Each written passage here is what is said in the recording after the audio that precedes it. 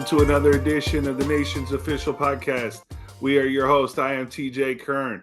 My good buddy Blake Hartsfield is the other voice you hear on the pod. Blake, it's been a while. A lot has happened in Red Raider land. How you doing, my friend? TJ, I'm doing great. It's right before the holidays here. Christmas is around the corner. A lot of good things have been happening with Red Raider sports, from football to basketball, that I'm excited to get into here with you. And let's just get into this, man. It's an exciting time to be a Red Raider. Definitely an exciting time to be a Red Raider.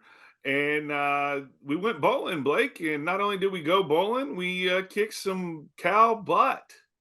Yeah, TJ, not going to lie. When that game started, I was a little concerned. Cal comes out and jumps all over the Red Raiders, but to the team's credit, they responded. The defense buckled down, kind of shut Cal down for the last three quarters of that game. And can we give a standing ovation to one Baron Morton? I thought he was outstanding in that game. He had a couple of just absolute dimes for throws.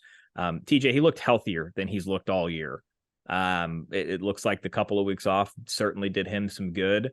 And I just thought he was outstanding in that game. He goes 27 of 43 for 256 and 3 touchdowns. Spread the ball around. They did give the ball to Taj for about 100 yards and a touchdown, but I thought Baron Morton was the standout player of that game. Man, it's just nice to see him healthy. Like, all year. And I didn't really know this. I mean, as far as being plugged in, I mean, we knew he wasn't practicing a ton, but the fact that he was just basically going out there on Saturday, according to what the announcers were saying, after like very little practice throughout the week with this AC injury that he was dealing with, it was just nice to see him healthy. Just shows the talent, TJ. I mean, he was getting no reps during the week and coming out and putting out performances that were good enough for the Red Raiders to win. I certainly don't think he played to his full potential because he was probably only 70 to 80% healthy. But they did get that little 3-game winning streak to get bowl eligible. We don't need to rehash what happened down in Austin. That was an ugly game. And then they win the bowl game. They build some momentum. They got the extra couple of weeks of practice, which you and I have talked about how important that is. And yeah, we look forward to next year. And not only that, it was Brooks time yet again down in Shreveport. Yeah, 22 carries, 98 yards. That's 4.5 a tote, TJ, for a touchdown.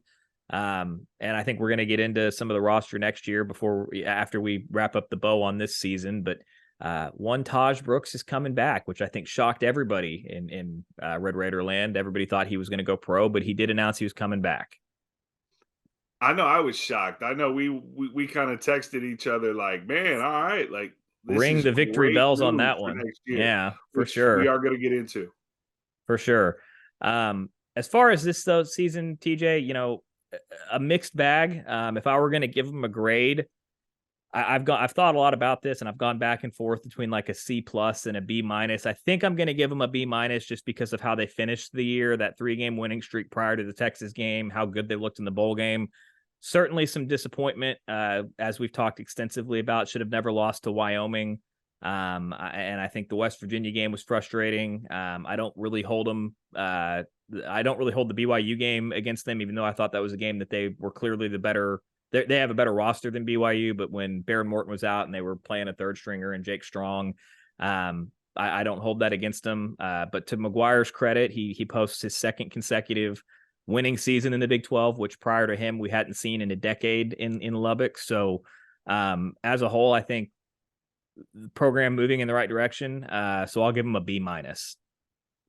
It's going in the right direction, and I think you're in the right range. B- is probably where I'll go, but I'll be a little stiffer. I'll say C+. C+ for me, just based on the Kool-Aid that we drank. We did drink Purely a lot off of Kool-Aid. Kool-Aid. Yeah, I mean, what are you gonna do? I mean, you jump out of the gate, lose to Wyoming, the whole Tyler Shuck debacle. But I will say this: getting this experience for Baron Morton is going to be the best thing. Looking back on this year, we're going to say Baron Morton getting these reps was the best thing that could have happened. Completely agree. I think Baron Morton is primed, TJ, to potentially be, if not the best quarterback in the Big 12 next year, one of the best two or three.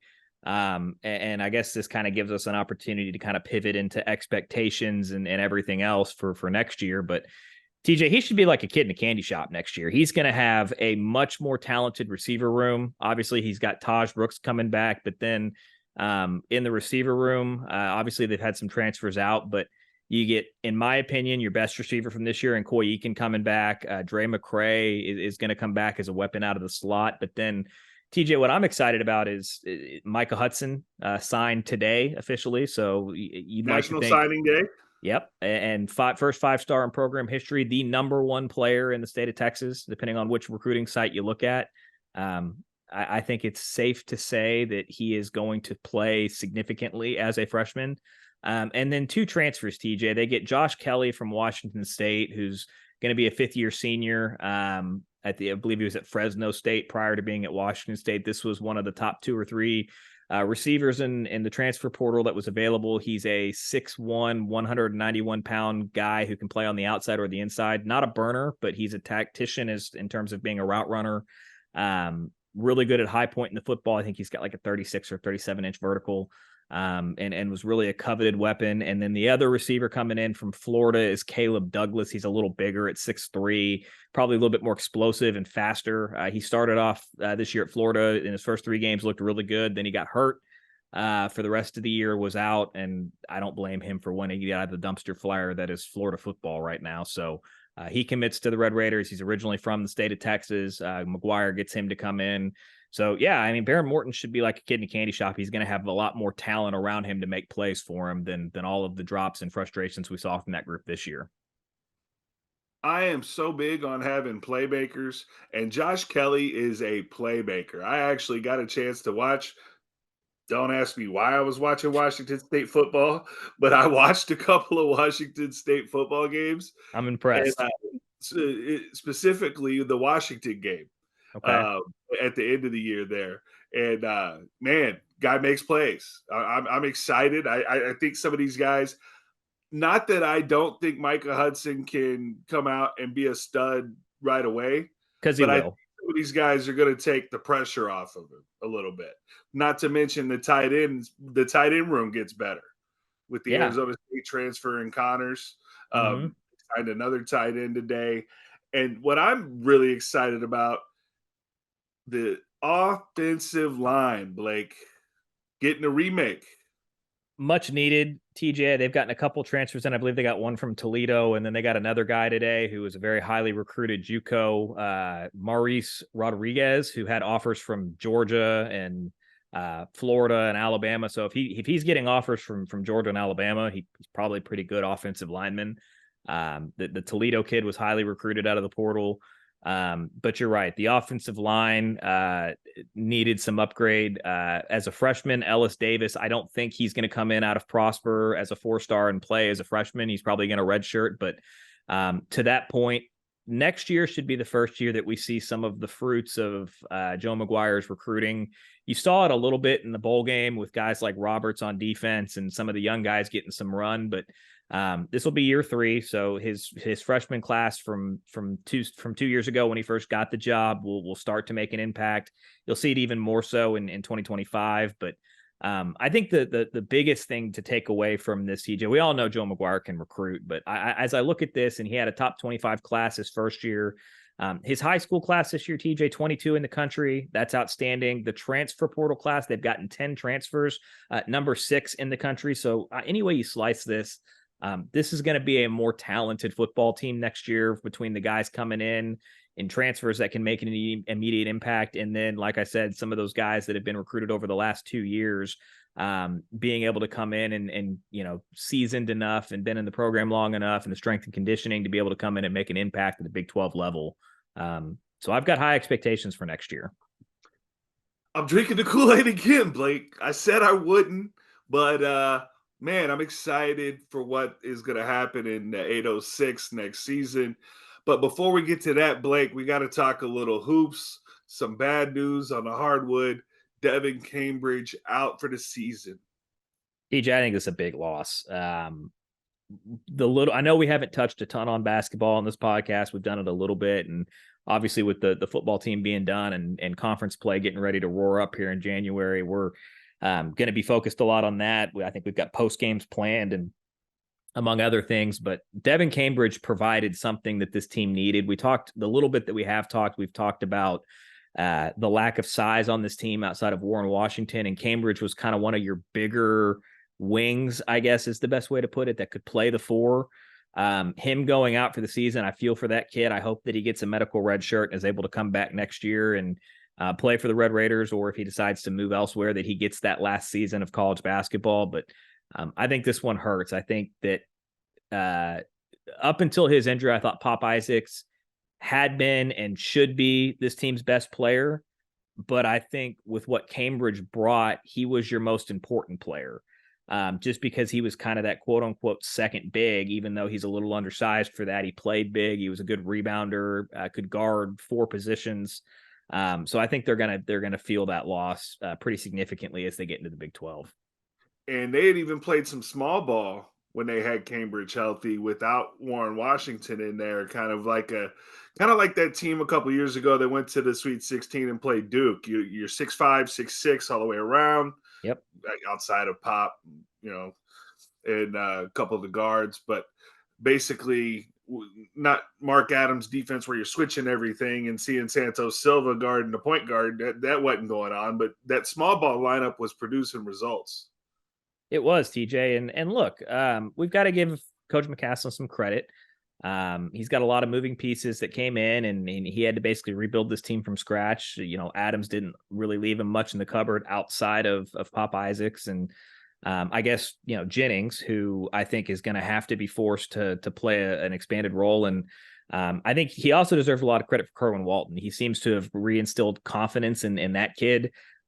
He's an offensive playmaker, but then you look at the guys he brought in. I think Williams is certainly a guy who can contribute. He's kind of a do-it-all everything. I think McMillan is clearly a sharpshooter. He had that game where, my guy. Yeah, I mean he can shoot it from half court. It seems like, and look, they did lose an overtime tough game at Butler. I thought they looked pretty good in that game, and they lost to Villanova, but they've blown out Michigan, who's a perennial tournament team. They blew out Vanderbilt in their most recent game without Devan Cambridge.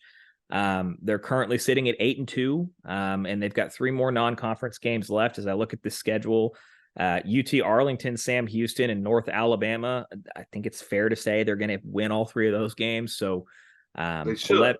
They should. So 11-2 coming into the Big 12. I think if you win 8 or 9 games in the Big 12, which is basically going 500. And we've talked a little bit about their schedule, how they avoid Kansas twice and things like that. I think they can get 8 or 9 wins, and that should get you into the tournament. And I think if you'd have told me before the season that they make the tournament, even if it's as a 11 or a 12 seed, if they make the tournament, I think that's a huge success for Grant McCaslin in his first year, especially given how late of a start he got compared to when Adams got with Beard. He waited until he was done with the NIT with North Texas before he took the job. Then it took him, a week or 2 to get on campus and kind of evaluate the current roster, make some decisions, and then start recruiting to what he wanted. So I think if you'd have said before the season, make the tournament, sign me up for that. And I think they've got a real good chance to do that. Not only sign me up for the tournament, Blake, sign me up for some more Joe Toussaint. That dude is just tough as nails. I love it. I knew when he signed with Tech. I hit up our buddy Ted Emmerich, who we're hoping to get on the show here soon for his annual basketball appearance on the show. But I saw some highlights, and Ted was just like, dude, he's just New York tough. I mean, and that's what this team needs. He's everything that I hoped Davion Harmon was going to be, TJ, when we got Davion Harmon. I was really excited about his transfer when he came in, that via Oregon. He had spent 2 years at Oklahoma prior to that and was a proven Big 12 commodity. Joe Toussaint comes from West Virginia. And look, West Virginia hasn't been as good as they, maybe have been over the last decade, the last couple of seasons. But say what you want about those Bob Huggins teams. They were always tough. They were always very hard to play against. And Joe Toussaint was a big reason for that. He's everything I wanted David Harmon to be, in that he could come in and be a proven, know what you're going to get, know what to expect, Big 12 kind of guy. And I fully expect him to. You're going to get a mixed bag game to game in terms of the scoring numbers, right? There's going to be games that he scores a little bit more, and then there's going to be games that he's maybe a little bit more quiet if Pops is hot or McMillan's hot or whatever. But he's a true point guard. He's going to get him into the right sets, get him into the offense. He's going to play outstanding defense. And he's just going to be tough, like you said, a guy that is a proven piece to a winning formula and is going to make a lot of winning basketball plays that might not show up in the box score every night, but a guy I'm super excited about for this Big 12 season. And I guess we got to bring it up. You're 8-2, and Pop is struggling with the three ball. And shooters shoot, Blake. Not worried about Pops. He'll be fine. But what do you think of his play so far? Like you said, TJ, shooters are going to shoot. I think he's been in a little bit of a slump. I'm trying to pull up this Vanderbilt game here. He was 3 of 7 from 3 against Vanderbilt, 6 of 16 from the floor for 19 points. So maybe that's the game that kind of busts him out of it. I think he's had the green light from Coach McCaslin to continue to shoot, which he has, and I think he will continue to get that green light until you get 2 or 3 games into conference. And if he's not making shots and he's continuing to struggle, I think you'll see McCaslin dial that back a little bit. And while I'm talking about Coach McCaslin, one thing that I love, TJ, I don't know how many of their games you've watched. His I did energy find out I have ESPN Plus. well, his energy on the sideline is a breath of fresh air. It reminds me so much more of what Chris Beard brought to the table. He's animated. You know, when they're on defense, you can see him squatting down, slapping the floor, pointing, barking out orders. Same thing when they're on offense. He's, got his hands moving and he's pointing out, rotations and pointing guys where he wants them to go, calling sets. And I just love that energy compared to what we had last year from Coach Adams, who frankly to me looked kind of like a statue at times, where he'd stand over there with his arms crossed and you didn't see a lot of emotion from him. So that's a breath of fresh air. And Coach McCaslin, I mean, give him credit. Like you said, he got a late start. He finished that season, won the NIT with North Texas there, and then to come a little full circle, we go back to Denton, where before the season, Tech wins the scrimmage against the Aggies, who Are very good. announced a home and home that Tech and A&M are going to renew the rivalry on the hardwood. I love that. And I hope it's a precursor to football as well. I'm going to miss the UT game, TJ. But for the last decade since the Aggies left, I've missed that football game. And I'm hoping that obviously they got the basketball agreement for the home and home, first game in Lubbock, second game down in College Station against Buzz and his crew. I think that's outstanding. I love it. And I hope that it establishes lines of communication between the two schools, and maybe we could work out a home and home football series with them, which I think every Red Raider would love as well. That wouldn't that be fun? Oh man, I always with the turmoil that's going on down there in the football side of things. Mike Leach owned the Aggies for their last 10 years in the Big 12, and it was always fun just to whip them. I mean, it seemed like whenever we played them in Lubbock, we'd whip them like 56-14 or 59-17, and then we'd win about every other one down in College Station in kind of a tough, hard-fought kind of game. So, yeah, I'd love to play the Aggies again. That's a fun game, and I think it's good for the state of Texas. Yeah, back to my biggest A&M memory was before they left the conference was when I was a student, and they had a running back by the name of Jaworski Lane. I don't know how much you remember about that guy. He guaranteed an Aggie victory in Lubbock one year. And was that the Reggie McNeil Aggie? Was that the Reggie McNeil led Aggies? Do what? Was that the Reggie McNeil led Aggies? I think Reggie McNeil was already gone. Okay. Because by the time I was in school, Reggie McNeil was in Lufkin. He graduated from Lufkin a few years ahead of me. So, but yeah, Jaworski Lane, the Lane train, guaranteed a victory in Lubbock, and was greeted with lots of boos as the Red Raiders won that day. So that was a lot of fun. But man, I have two Aggie memories that were my favorites. The first was I think it was Graham Harrell's sophomore year, his first year as a starter. we went down and played in College Station, a tough game. They scored to go up like 27-24 with like a minute to go. And that was the Graham Harrell like 45-yard touchdown pass to Robert Johnson in the corner of the end zone to silence Kyle Field and steal a Red Raider win. And then my second favorite one was the following year when they came to Lubbock and they did the first thing the first time I've ever seen a team rush 2 and drop 9 into coverage, and Graham Harrell still threw for like 450 yards on him and scored 50 something points, and they could just do nothing to stop us, and it was always fun to kick the crap out of the Aggies for sure. Yeah, shout out Graham Harrell. Yeah, But man, another staying on the Aggie front here. My welcome to Texas Tech moment. I've been in Lubbock maybe 3 days, and the A&M is playing the Longhorns now. Nothing has nothing to do with Tech. A&M and the Longhorns are playing hoops, and AC Law was playing for the Aggies. I remember him. Yeah, and DJ Augustine, I believe, was the lead player for the Longhorns. With LaMarcus might have been on that team. I don't remember. This I is remember pre AC KD. Law. KD. I went to the game where KD went off on us when I was a student, but that's another topic. Pat Knight. Um, but yeah, so AC Law was on the Aggies. My dad played football at A&M. I'm new to Tech. I haven't even been there a week, and we're at Crickets, or we're on Broadway. We're somewhere. I don't even remember where we were. Um, Surprise, surprise! I don't remember where we were that night. It sounds But like Lubbock. yeah, I'm rooting for the Aggies, and I'm rooting for the Aggies hard, right? Like I've done my whole life when they play Texas. Like you and anybody that listens to this pod knows, I hate Texas.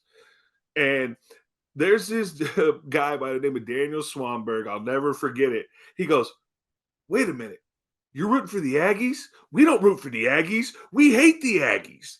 And I was like, "Oh, that was kind of like my introduction into Tech tradition right there." But It's no, a I'm glad lose they're lose. doing That's a the lose rivalry. lose for Red Raiders. I mean, do you root for the Aggies? You root for the Longhorn? I hate both of them.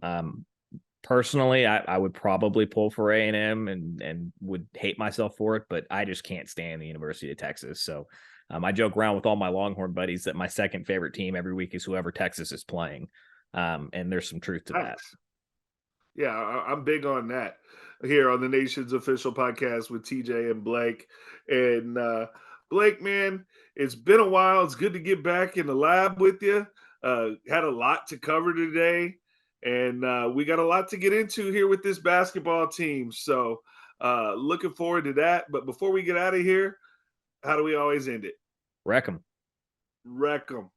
And we'll talk to you guys next time on the Nation's official podcast.